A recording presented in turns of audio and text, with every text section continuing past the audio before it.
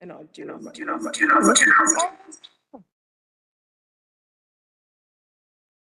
Okay. I would just test. Okay.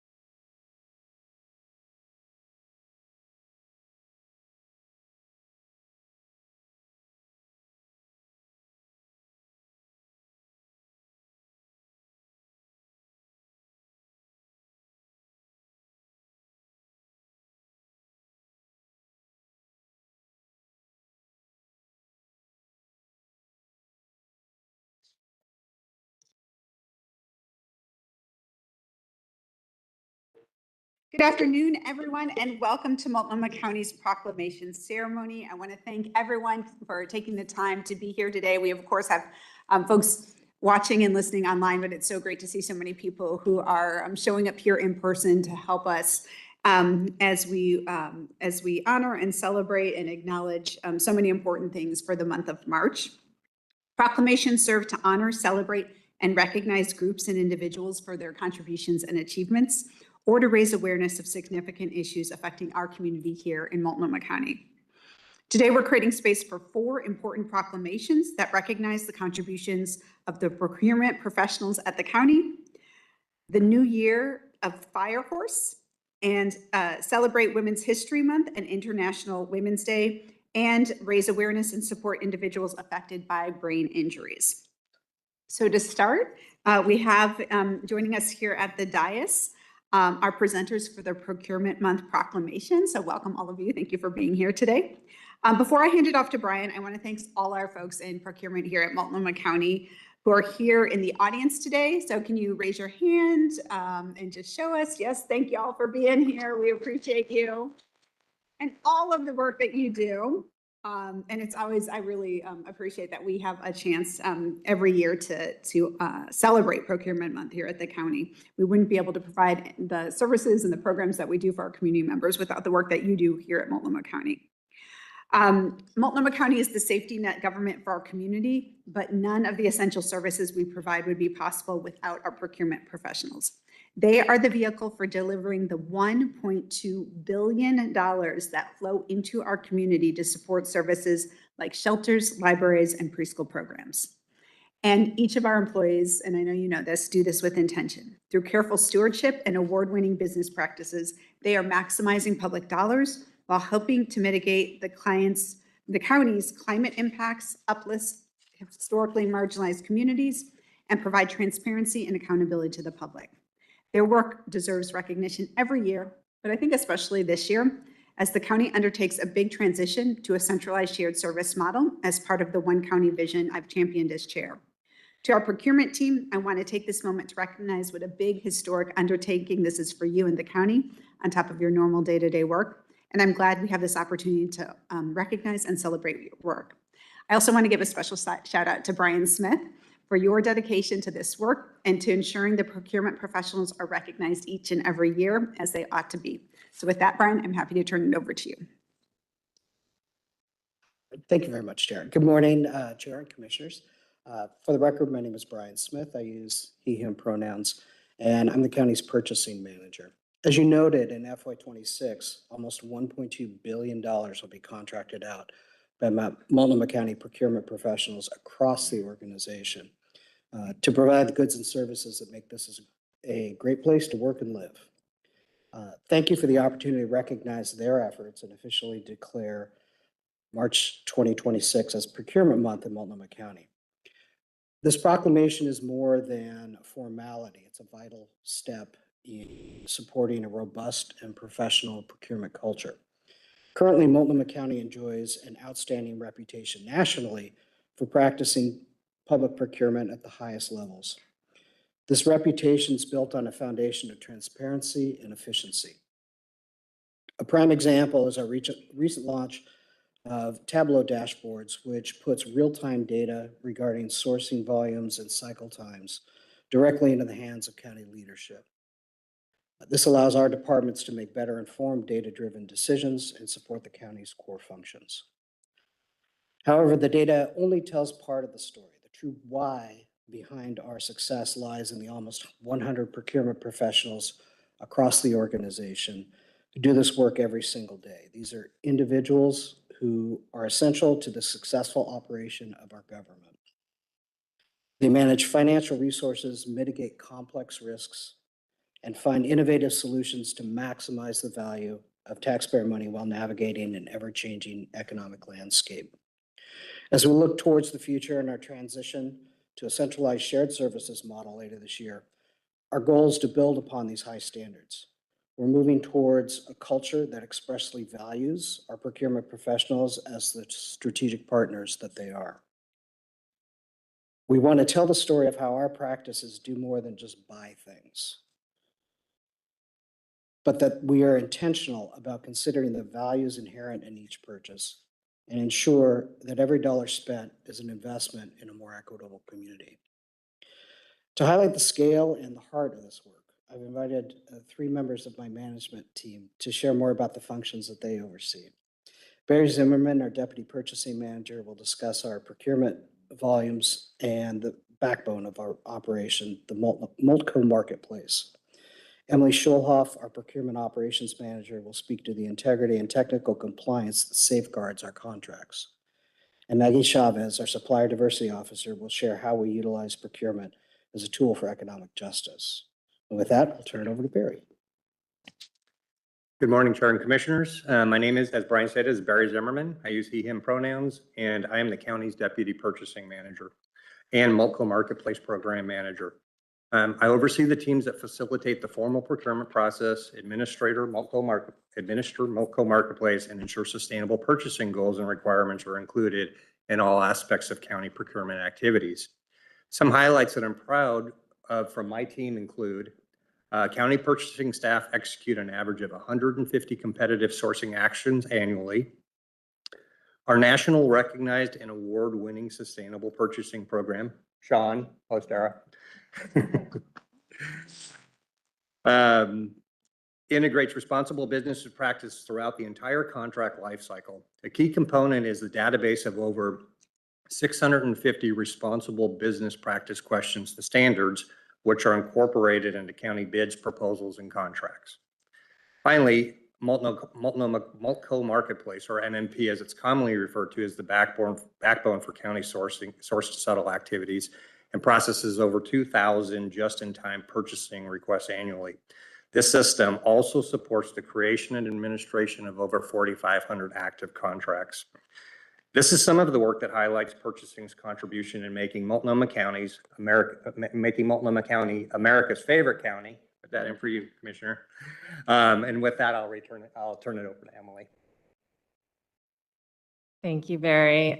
Good morning, Chair and Commissioners. I am Emily Schulhoff. I use she, her pronouns, and I serve as the county's Procurement Operations Manager, supporting the contract compliance and procurement analyst teams in central purchasing. My role is to lead these 2 critical teams who serve as the county's internal consultants and safeguards throughout the contract development and execution process, ensuring that each contract the county enters into is handled with the highest level of transparency and integrity. Some highlights from our work that I'd like to talk about are over the last 5 years, on average, Multnomah County contract specialists have executed 800 new contracts and over 600 amendments per year. The work that goes into the development of each contract requires careful attention, not just to laws, rules, policies, and procedures that guide our work, but also a deep knowledge on best practice and cultivated relationships with program and project managers throughout the organization. In central purchasing, the contracts compliance and procurement analyst teams are 6 individuals who act as the county's technical and compliance compass. Last fiscal year, they conducted compliance review on over 1,500 contracts and amendments and processed over 1,000 workday contract compliance transactions. We take pride in transforming unusual challenges into solutions, and it is through the combined efforts of contracts professionals throughout the county that this vital contract work is completed with the shared goal of ensuring services are delivered to the citizens of our community. It is an honor to serve the county and our community in this capacity and to share with you the value and impact of our work. Thank you very much, and I will turn it over to Maggie. Thank you, Emily. Good morning, Chair, Commissioners. I'm Maggie Chavez. I use she, her pronouns, and I am the Supplier Diversity Officer for the county. And I am overseeing the teams dedicated to ensuring our procurement processes serve as a tool for economic justice and community investment. Like my colleagues, I am really proud of this work and want to share some highlights. I lead our work with the Construction Diversity and Equity Fund. This initiative is vital because it moves beyond goals and provides the actual resources like technical assistance and workforce training needed to build a truly diverse pipeline of contractors and their workforce. So far this year, we have invested in the future of 74 locally owned COVID-certified construction businesses. My team also oversees the labor compliance program. Shout out Patrick Weibert. We serve as the primary safeguard for construction workers on county projects. By ensuring prevailing wages are paid and labor standards are strictly met, we protect the livelihoods of the people building our infrastructure and ensure that the county remains a fair and ethical partner in the marketplace. So far this fiscal year, we have conducted 26 site visits and recovered almost $28,000 in back wages and restitution for construction workers and identified 99 specific compliance issues. Finally, we, along with Barry's team, oversee the Good Faith Effort program. The team of construction procurement professionals are working closely with prime contractors to ensure they are proactively reaching out to and subcontracting with firms certified as veteran-owned, women-owned, minority-owned, emerging small businesses. The Good Faith Effort program is about creating genuine access and opportunity to businesses that have been historically sidelined. Together, these programs ensure that every dollar the county spends is an investment in a more equitable Multnomah County.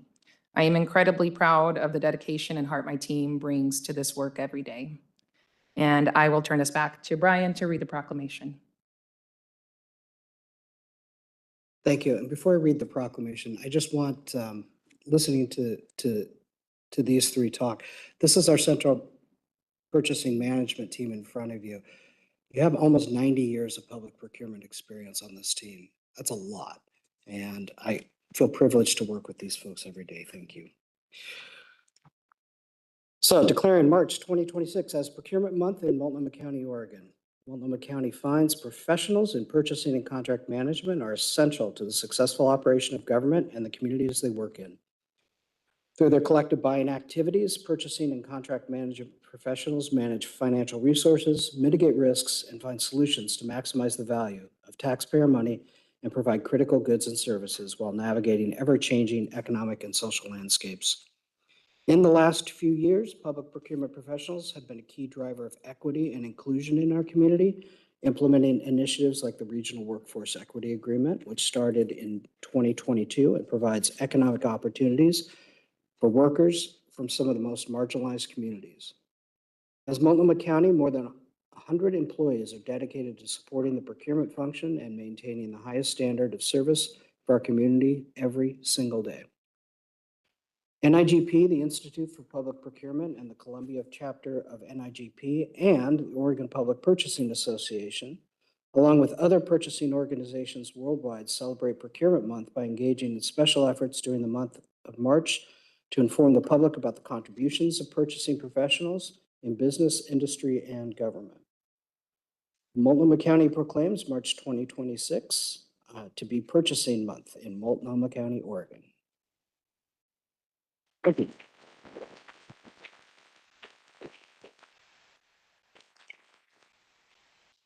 Thank you. So what we'll do now is we will sign the proclamation, and then anyone who is here for this proclamation is welcome to gather over here, and we'll take a group photo before we move on to our next proclamation. So folks who want to be in the picture, you can go ahead and get started lining up there. Even if you didn't come here for this and you want to be in the picture.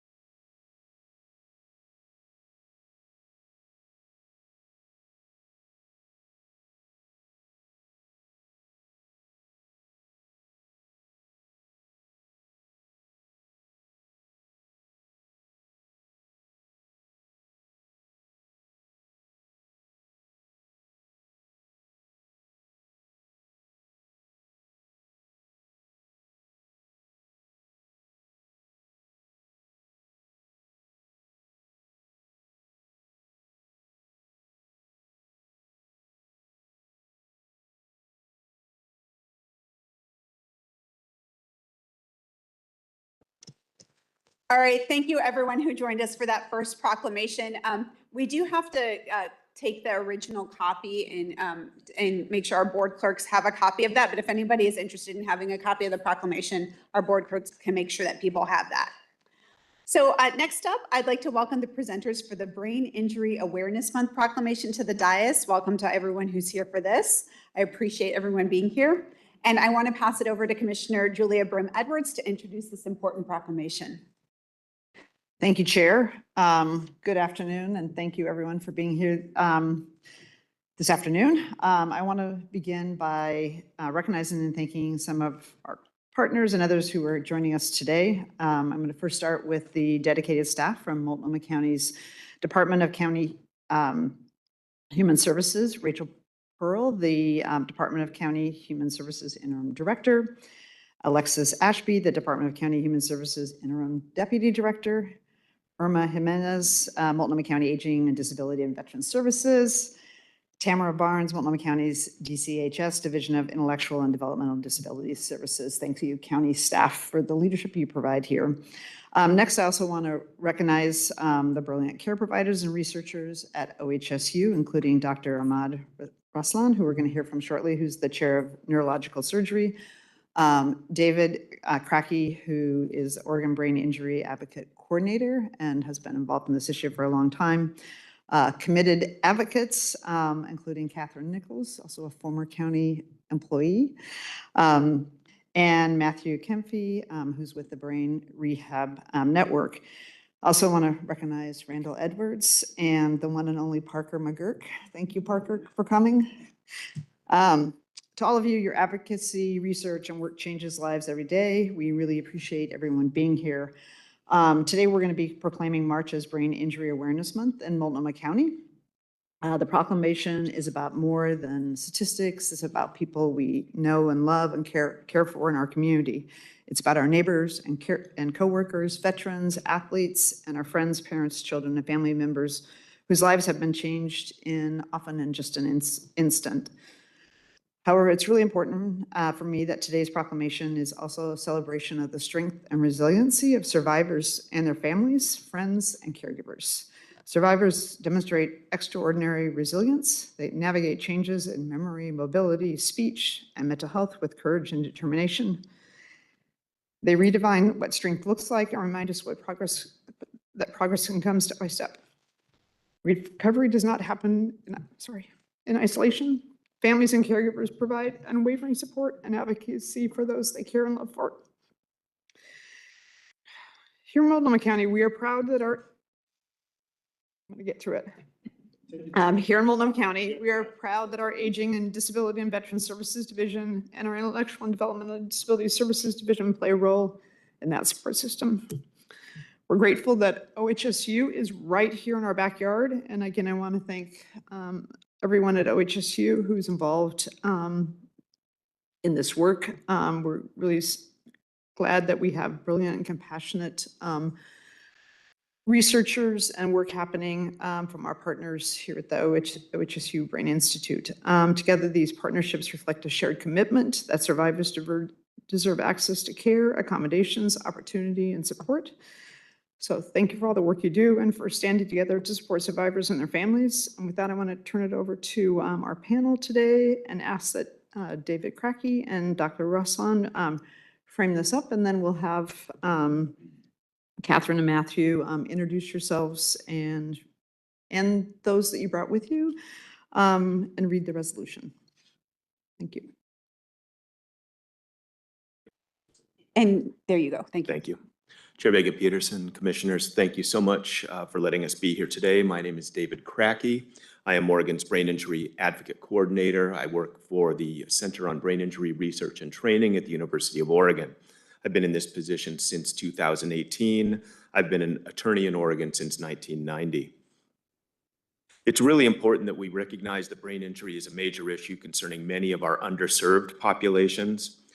People experiencing houselessness, 60% of them at least have a history of brain injury with ongoing symptoms. The brain injury typically predates their houselessness. For veterans who are homeless or houseless, that number jumps up to over 90%. It's something that if you are representing a houseless veteran, the significant chances are that he or she has a brain injury. People who are justice involved, 60% plus of the males who are adults in custody have a history of brain injury with chronicity. That number jumps up to 65% or even higher in some studies that are coming out for females in custody, especially with resulting from domestic partner violence and intimate partner violence. Juvenile justice has similarly high statistics, meaning that we have an opportunity to kind of interrupt that juvenile justice to adult in custody status if we really pay attention to that and do what we can. And the good news is that in Multnomah County, we are taking steps in that direction. Students with brain injuries from concussions or other brain injuries deserve accommodations, academic, social, behavioral, emotional, physical. And the good news is we passed a recent law in 2025 that has now taken place mandating those types of accommodations for our students with concussions returning to school. And finally, the aging population. Falls continue to be the #1 cause of brain injuries across the board. And as our population ages, those falls become much more serious and brain injury often results. We've had significant legislative success in Oregon, recognizing Oregon nationally as a leader in this type of policy. We were the first enacted youth return to play law, post-concussion return to play law with Max's law. Shout out to Washington. They were right there neck and neck with the Leidstedt law.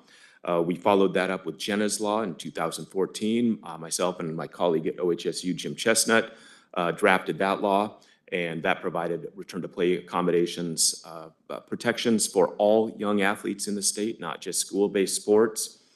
We have Gwen's law, which is the aforementioned student accommodations law that I just mentioned.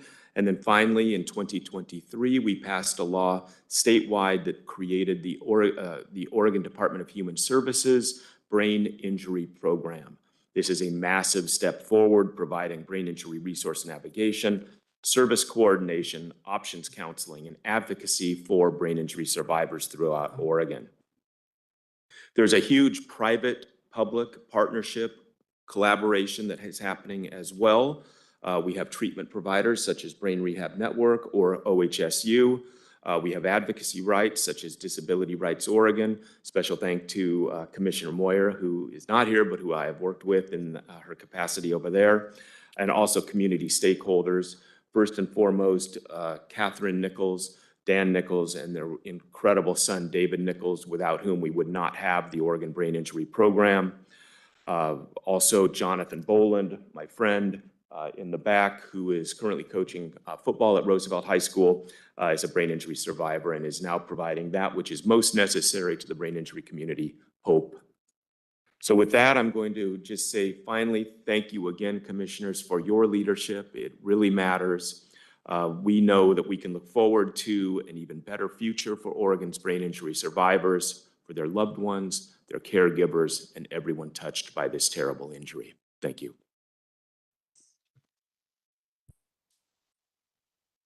Well, good afternoon.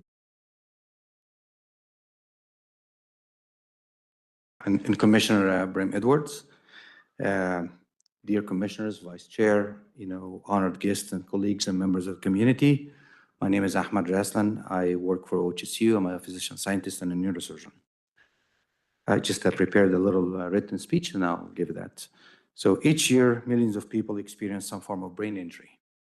Behind these numbers are our neighbors, coworkers, parents, children, friends, whose life may change in a matter of seconds. Survivors often face long-term challenges, including memory, speech, mobility, emotional health, and independence. Families frequently become caregiver overnight, navigating the complexities of treatment, rehabilitation, and recovery. Prevention remains the main and most powerful tool we have. Community efforts that promote helmet use and other preventative measures and safe driving, as well as fall prevention in older adults and better cardiovascular health, can significantly reduce the risk of many brain injuries, including stroke. These efforts not only protect individuals, but also strengthen the health and resilience of our entire community. At the same time, prevention alone is not enough.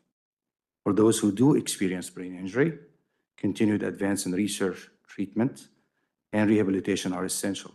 Survivors deserve access to care that helps them regain function, rebuild independence, and improve quality of life. One important need is expanded access to specialized rehabilitation resources. Individuals with brain injury and spinal cord injury, for that matter, often require highly specialized care and multidisciplinary rehabilitation teams. Increasing the ability of specialized rehabilitation beds and services can make a critical difference in recovery and long-term outcome. Encouragingly, we are living in a time of extraordinary scientific progress. New therapies aimed at promoting neural recovery are emerging rapidly. OHSU is the only trial for spinal cord stimulation for spinal cord injury, 1 in 5 places in the world. Innovations such as neuromodulation and advanced biotechnology are opening promising pathways for restoring function after injury to the brain and spinal cord. These advances bring new hope for patients and families. At OHSU, where I serve as the chair of neurosurgery, we're deeply committed to advancing this work. Our clinicians, scientists, and rehabilitation specialists are working to improve prevention, expanded access to specialized care, and develop the next generation of treatment that moves discoveries from the laboratory to the bedside. Finally, today's proclamation is not only about raising awareness. It is about strengthening our shared commitment to prevention, research, rehabilitation, and support of individuals and families living with brain injury. By working together across healthcare, research, public health, and community leadership, we can continue to improve outcomes and expand opportunity for those affected. Thank you for leadership and recognizing the importance of brain injury awareness in Multnomah County.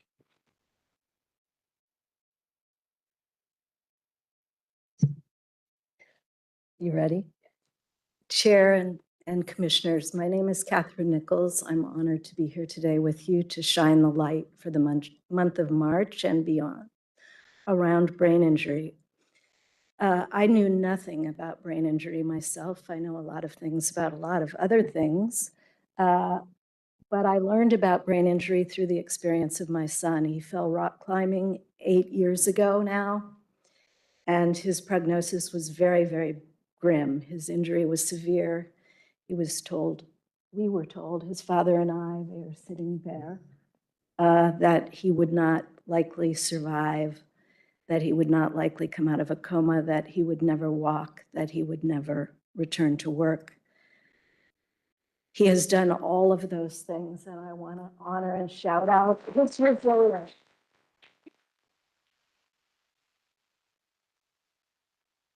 As he's gotten better, I've turned my attention to try to build out the supports and services we have in the state of Oregon and beyond. I'm set to read the proclamation next, but I thought I'd turn to Matthew to introduce himself first so we can go through. Commissioner, chairs, thank you so much for taking time to highlight this important aspect of our community. I'd like to also quickly recognize some people in the audience. Amanda Hiller, who's a phenomenal physical therapist and who specializes in post-acute neuro rehab. Jonathan Boland, who was already mentioned as a champion advocate and just bright light in our community. Parker McGurk, also a bright light in the community. You can find him at Cerebellum's Bakery and Workshop. Dave Nichols and the Nichols family for their extraordinary demonstration of resiliency and just the journey that is brain injury. The brain injury community is defined by this extraordinary resiliency. Everyday survivors, families, clinicians, regular people come together and find courage in community. They find hope in the hopeless, and they prove that progress is possible and does happen every day. Thank you for this opportunity. All right.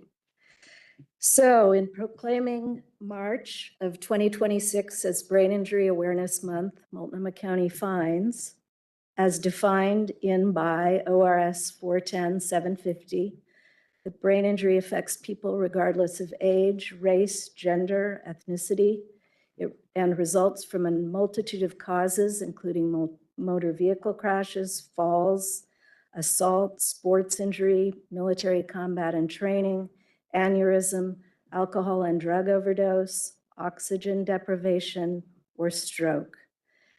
An estimated 2.8 million Americans experience a brain injury each year, leading to nearly 2.5 million emergency department visits, 225,000 hospitalizations, and 65,000 deaths annually. Brain injury is now considered a chronic health condition, and with appropriate medical care, rehabilitation, case management, and community support, many survivors are able to adapt, recover, and lead meaningful and productive lives. Survivors of brain injury demonstrate resilience, creativity, and determination as they navigate changes in speech, memory, decision-making, mobility, mental health, and other aspects of daily life. Caregivers, families, medical professionals, educators, employers, and community organizations play an essential role in supporting recovery and helping survivors thrive.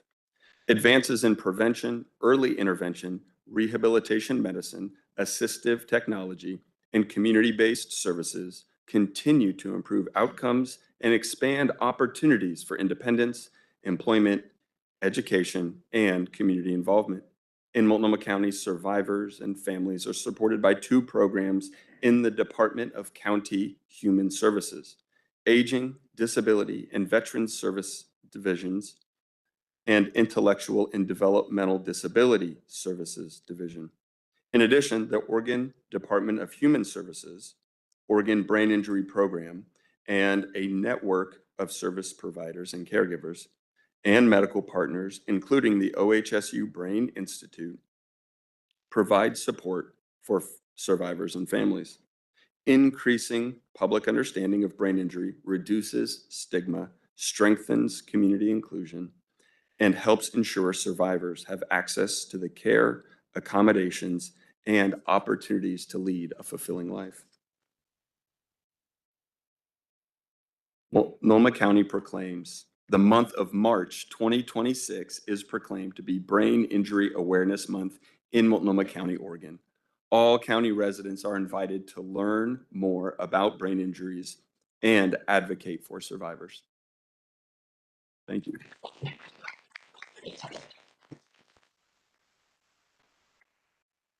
Thank you all so very much.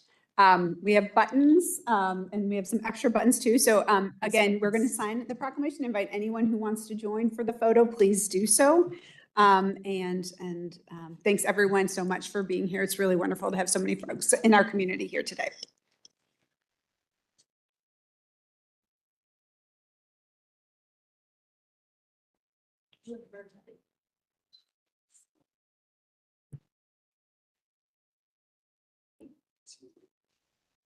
What up, you guys? Time like the present. Hi, Dave. Dave is, I think I should be right at the center. Okay, Yeah. let's do it.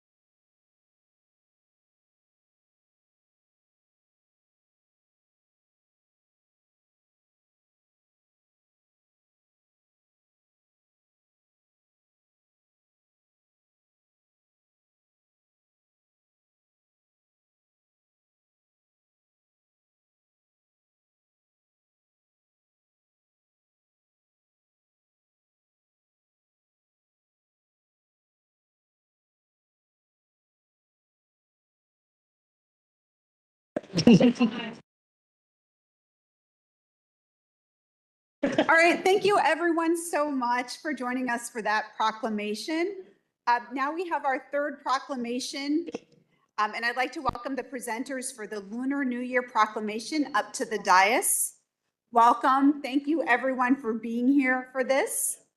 Before I hand it off to Commissioner Shannon Singleton, I want to highlight that this may be the first time that the county has done a Lunar New Year proclamation. So I want to thank the county's Immigrant and Refugee Employee Resource Group and Commissioner Singleton for starting this. It's very fitting that we are initiating this in the year of the fire horse. With that, I will turn it over to Commissioner Singleton. Thank you, Chair. I'm very proud to introduce and sponsor the Chinese Lunar New Year proclamation. Although this happened in February, we thought it was really important to bring this forward. The Lunar New Year celebration is a global event, and this is the year of the fire horse, as the Chair mentioned. The horse embodies enthusiasm, speed, and fieriness, bringing a year focused on bold moves and exploration. I want to thank the Vietnamese community of Oregon for bringing this proclamation forward and inviting me to the Vietnamese Lunar New Year celebration. It was absolutely beautiful, and those moments of joy and hope are hard to come by in our current environment. I encourage folks to find them. It was one of the most hopeful things and joyful things I've gotten to experience in quite some time. I want to thank Kenny Chen and the Immigrant and Refugee Employee Resource Group for your edits and contributions to the proclamation and making it inclusive of all those who celebrate and bringing the history of these celebrations to the forefront. And with that, I will turn it over to June Zhu to read the proclamation aloud. And thank you, June, for being here with us today. Good afternoon. Absolutely. Yeah. Thank you, Commissioner Singleton. Good afternoon, Commissioners. Chair Vega-Peterson. My name is June Zhu, and I have the honor of reading Proclamation number 3 today, proclaiming February 17th, 2026, as Chinese Lunar Solar New Year in Monoma County. Monoma County finds recognizing billions across East and Southeast Asia, including originally in China Spring Festival, Vietnam, Tet, Korea, Ciolo, Singapore, Malaysia, and in Asian diaspora communities worldwide adopt and celebrate the Chinese Lunar Solar New Year.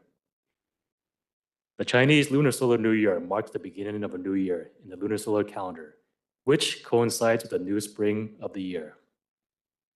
Monoma County recognizes the rich cultural diversity in Monoma County and wants to honor this International Day of Celebration. To reflect its roots and show cultural appreciation, we encourage diverse cultures to celebrate the new year in languages they prefer. Monoma County proclaims this February 17th, 2026, to be Chinese Lunar New Year, Lunar Solar New Year, and encourages members of the public to celebrate. Thank you very much, and Happy New Year.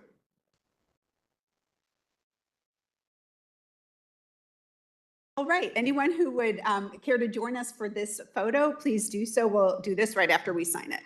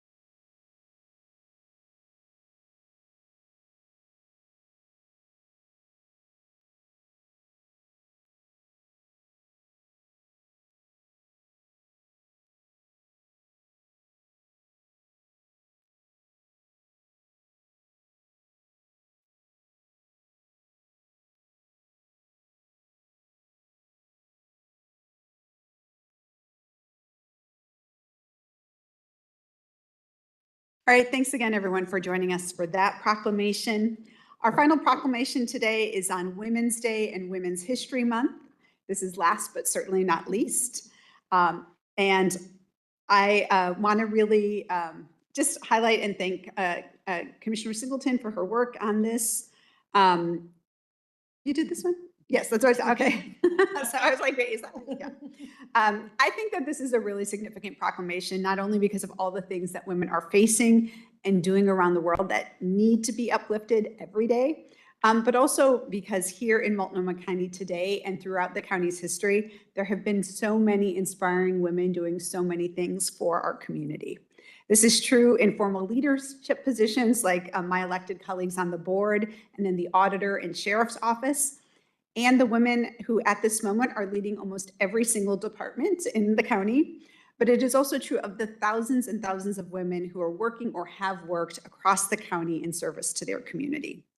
We would not be the organization that we are today without these incredible women, and our community would not be what it is today without these incredible women. It is one of my greatest privileges to get to work alongside all of you. With that, I will open it up to my colleagues on the board to offer any brief thoughts, starting with Commissioner Singleton, who co-sponsored this proclamation. Thank you, Chair. This proclamation has been a particularly fun one for me. Some folks may remember last year, my team worked with the men of the elected staff to bring this forward as a surprise and where we all literally got our flowers. It was a really fun celebration. So this year's theme is Leading the Change, Women Shaping a Sustainable Future. We have some esteemed guests here today and who will join me later for a panel during the reception. I'm excited to see all those who are here joining us today for this proclamation or came for others, because every woman who's been in the room should stay and be celebrated with us. I want to thank Anne and John and my team for putting this all together and continuing the theme of celebrating women. March 8th is International Women's Day, a holiday not widely recognized here in the US. The theme for that is Give to Gain. I hope each of us is reminded that we gain when we give. We give of our time, our expertise, our perspectives. Often women and femmes are known for giving to the collective, nurturing the community, and giving of ourselves. Thanks again to the many hands that worked with my team to bring this forward. And I don't know who's starting, but I will turn it over to our panel to take us through the next steps. I'll just start by saying that I deeply appreciate the men who stepped up this year to actually make it more of the men doing the labor, so I didn't have to. And so I just really want to appreciate this lively crew of dudes who were organized when they were asked to organize and can do the work. I think I start us off. Hello, my name is John Bachczynski. I'm the Director of Sustainability. And for the women and femmes who are here today, instead of flowers, we have small house plants. So come see us at the back to get your house plant if you like. So I have the honor of starting our proclamation today, proclaiming March 2026 as Women's History Month and March 8th, 2026 as International Women's Day in Multnomah County, Oregon. Multnomah County finds, for over 100 years, Women's Day has been celebrated around the world to commemorate women's fight for equality and liberation, and gives focus to issues such as the right to vote and hold office, equal pay and equal economic opportunity, reproductive rights, and the prevention of violence and abuse against women. The United Nations began celebrating International Women's Day in 1975. This year's theme, Rights, Justice, Action for All Women and Girls, calls for action to dismantle all barriers to equal justice, discriminatory laws, weak legal protections, and harmful practices and social norms that erode the rights of women and girls. In 1987, Congress declared March as National Women's History Month in perpetuity. This year's theme, Leading the Change, Women Shaping a Sustainable Future, celebrates the diverse contributions of women who are leading sustainability efforts across environmental, economic, educational, and social justice movements. Whether developing green technologies, advancing economic justice, strengthening education systems, or building civic power, women are designing blueprints for sustainable transformation and creating a future that is rooted in equity, justice, and opportunity for all. Despite much social progress in Multnomah County today, women, regardless of work hours, are still only earning 80 cents to each dollar earned by men. And across Oregon, average monthly earnings for women are lower than men's earnings in every single industry. This is just one example of the disparities that persist locally and urgently need to be addressed. Meanwhile, at the national level, the Trump administration continues to abuse its power to attack and dismantle the rights and protections that women have fought for generations. The administration has weakened protections for women in the workplace, undone affirmative action programs and DEI practices, cut healthcare coverage, and reduced or froze funding to reproductive health clinics, women's health research, SNAP benefits, the Head Start program, and more. Multnomah County recognizes the harm that these actions will have on all women, but in particular, women who have intersecting identities. For example, regardless of socioeconomic status, Black women and birthing individuals in the United States are 3 times more likely to die from pregnancy than their white counterparts. With the increased attacks on immigrants, migrant women are more likely to be targeted and victimized, and those numbers have increased due to the state of immigration enforcement. Many are trying to maintain their families while a loved one is being detained. Trans women are also experiencing higher rates of disparities due to their intersectionality. Trans women are facing housing, workplace, and healthcare discrimination. Multnomah County affirms that trans women are women. In light of these attacks, Multnomah County reaffirms its commitment to delivering and enacting programs, policies, and services that advance women's rights and liberation. Multnomah County recognizes the invaluable contributions of women in our community who have made and continue to make significant contributions to our economic, cultural, social, educational, political, artistic, and scientific advancement despite historical and current inequities. Multnomah County celebrates the contributions of the thousands of women in our workforce and those who are serving in leadership positions, including on our Board of County Commissioners. To honor this year's theme of women shaping a sustainable future, Multnomah County further recognizes the efforts of the women in the Office of Sustainability, Monique Smiley, Sylvia Tanner, and Jillian Hughes, whose work helps to ensure the Climate Justice Plan and the county's climate goals are embedded within our core services. Their work, alongside the countless contributions of women throughout the current Multnomah County enterprise, is helping to create a more sustainable future for our organization. Multnomah County further recognizes the women who serve and have served on our advisory committee on sustainability and innovation and honors the long legacy of women leaders who set the course of making Multnomah County a place that celebrates, promotes, and actively works toward a sustainable future for all county residents. Multnomah County will continue to fight for equal rights and justice for all women and girls in our community. Multnomah County proclaims March 26th as Women's History Month in Multnomah County, Oregon, in recognition and in celebration of the contributions of women to our community. Multnomah County also proclaims March 8th, 2026 as International Women's Day in Multnomah County, Oregon, in recognition and celebration of the contributions of women all over the globe. Signed this 4th day of March, 2026.